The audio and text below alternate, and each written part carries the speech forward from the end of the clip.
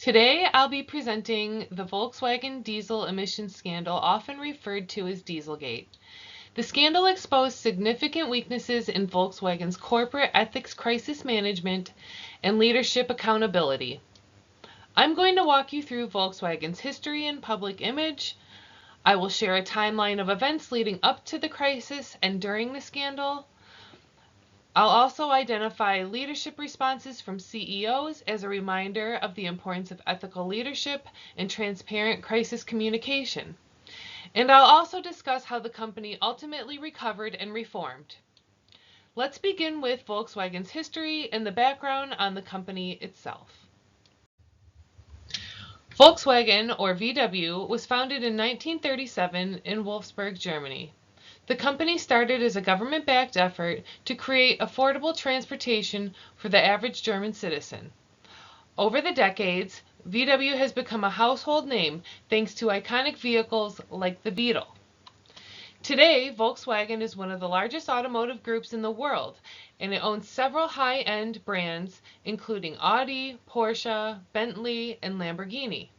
Before the Dieselgate scandal, VW had an outstanding reputation for engineering and innovation. Their Clean Diesel campaign helped portray the company as an environmentally friendly leader in automotive technology. Volkswagen's current vision is mobility for generations. They are pursuing a clear strategic roadmap to 2035 by aiming to play an active role in shaping the automotive industry as the global automotive tech driver. Understanding Volkswagen's background and their reputation for trust and sustainability is key to understanding the scale of betrayal consumers felt when the diesel emissions scandal happened. It started in 2006 when Volkswagen engineers were instructed to secretly design software for diesel engines to cheat on emissions tests. They soon developed a defeat device, which would detect when a car was being tested in a lab. The device would make the car react by artificially lowering emissions so the vehicle would meet regulatory standards. In 2008, the company launched its Clean Diesel campaign in the US, marketing its diesel cars as environmentally friendly. This branding significantly boosted their reputation and sales. But by 2014, researchers at West Virginia University discovered a major discrepancy. Their tests showed VW diesel vehicles were emitting up to 40 times more nitrogen oxide during real-world driving conditions compared to lab testing results. Later that year, Volkswagen quietly recalled about 500,000 vehicles in the US, vaguely citing technical issues, and never disclosed the real reason for the recall. Pressure was mounting in early September 2015 when Volkswagen tried to contain the fallout by blaming rogue engineers and suspending 4 employees. However, on September 18th, the US EPA publicly accused Volkswagen of installing illegal software to cheat on emissions tests. This action officially brought the scandal to the public's attention. As I explained on the previous slide, the scandal exploded into public view on September 18, 2015, when the EPA issued an official notice of violation. 2 days later, Martin Winterkorn, Volkswagen's CEO, issues a public apology, but claims he has no knowledge of the cheating software. His statement was met with a lot of skepticism. On September 23rd, Winterkorn resigns and is replaced by Matthias Müller as Volkswagen's interim CEO. In October, Volkswagen confirms that roughly 11 million diesel vehicles worldwide were equipped with emissions cheating software.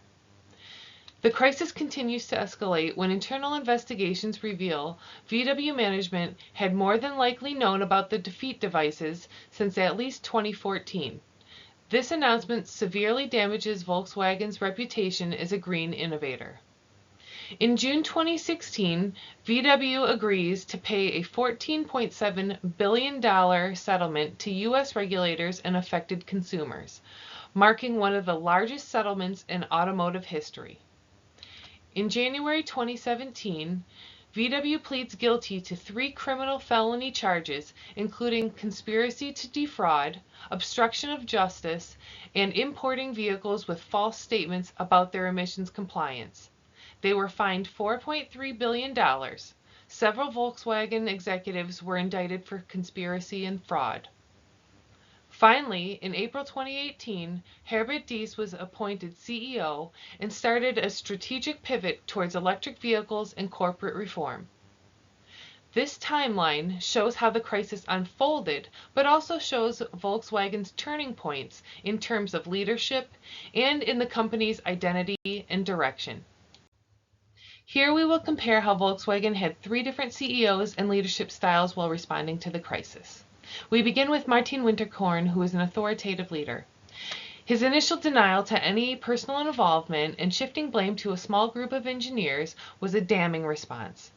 His blatant lack of accountability was intertwined with suppressed internal communication, where employees were afraid to be whistleblowers. His delayed reaction to the scandal made the public perceive that Volkswagen was trying to cover up the truth, which in turn intensified the crisis by severely damaging stakeholder trust. 2 days after the emissions scandal became public, Winterkorn was under immense corporate, public, and regulatory pressure and was forced to resign. Winterkorn was quickly replaced by Matthias Müller. Müller was known in the corporate automotive world for his reactive leadership style. He attempted to stabilize Volkswagen's public image by issuing apologies and tried to make reformations early on. However, he was widely criticized for not acting quickly enough and failed to implement any substantial changes. While Müller recognized the need to rebuild trust, he didn't show transparency or a sense of urgency required to manage a crisis of this magnitude. Finally, Herbert Diess is our 3rd CEO who was appointed in 2018. He brought a greatly needed transformational approach in recovery to Volkswagen. Instead of concentrating on the damage that was already done, he shifted his focus on VW's future. Diess's priorities as CEO and a leader were transparency, ethics, and innovation. He launched the Electric for All campaign and led VW to invest 60 billion euros in electric and hybrid vehicles. His leadership marked a shift in Volkswagen products and restored their brand identity. Diess implemented significant changes to Volkswagen's organizational structure, strengthened whistleblower protections, and rebuilt employee morale. His leadership helped dig Volkswagen out of a crisis by shifting the company's focus towards sustainability, accountability, and long-term growth.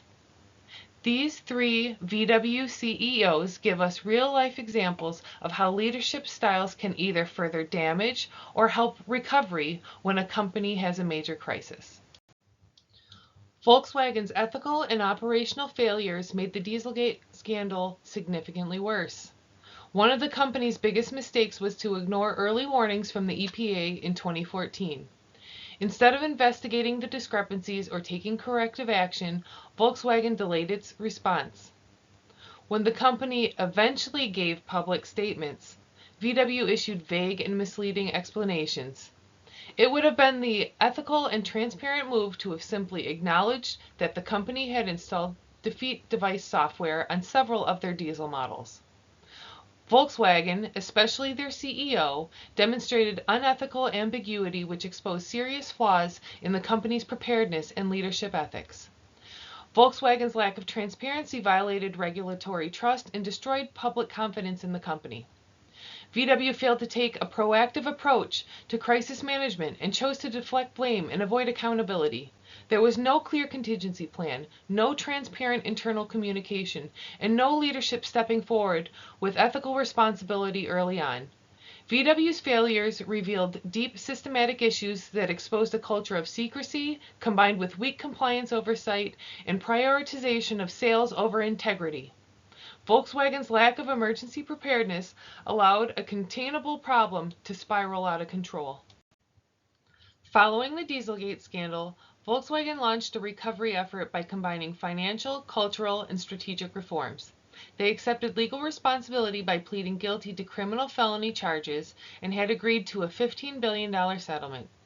The settlement involved vehicle buybacks, emission fixes, and environmental remediation.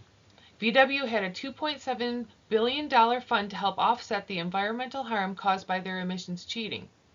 The fund money went specifically towards mitigation and green initiatives as an effort to demonstrate that the company still had a commitment to long-term environmental improvements and wasn't just trying to pay fines and move on. Volkswagen applied some of the principles of situational crisis communication theory by shifting from denial to rebuilding trust. They made public apologies, removed top executives who were involved in the scandal, and were clear and consistent with stakeholders, especially consumers, across all media platforms.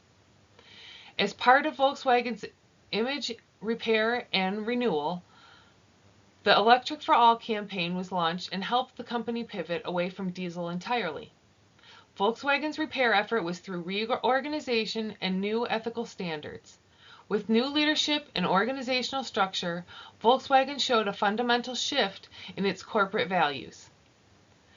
Volkswagen demonstrated organizational learning by enhancing compliance training, strengthening internal oversight, and increasing stakeholder engagement. VW's branding also shifted by moving from the discredited clean diesel identity to the forward-looking theme of redefining mobility. Volkswagen's efforts in recovery and reform helped in damage control, but they also represented a long-term transformation in how Volkswagen operates and communicates. By applying organizational theories of crisis communication, Volkswagen had set the stage for the recovery in reputation, culture, and vision. The Volkswagen emissions scandal showed the world that even the largest companies are vulnerable and can make mistakes in times of crisis. VW's emissions deception and ambiguity quickly unraveled into a global crisis that damaged their reputation. In crisis communications, we have learned that companies must be transparent and accountable to prevent long-lasting damage, even if it means being uncomfortable when admitting they were wrong or at fault. VW's change in leadership helped the company overcome a culture of fear and dishonesty as it began to show that they were taking responsibility and attempting to restore stakeholder trust. Volkswagen's crisis reinforced the fact that companies need to have strong internal oversight, always be prepared for a crisis, and maintain consistent communication with stakeholders. The Dieselgate scandal taught us that organizations should be ready to confront issues head-on by listening to stakeholders and aligning their actions with their values. Volkswagen's ability to pivot by restoring credibility allowed the company to chart a new and successful path forward, and the scandal is a reminder that long-term organizational recovery requires technical fixes and cultural transformation led by leaders who communicate effectively, inspire change, and prioritize integrity.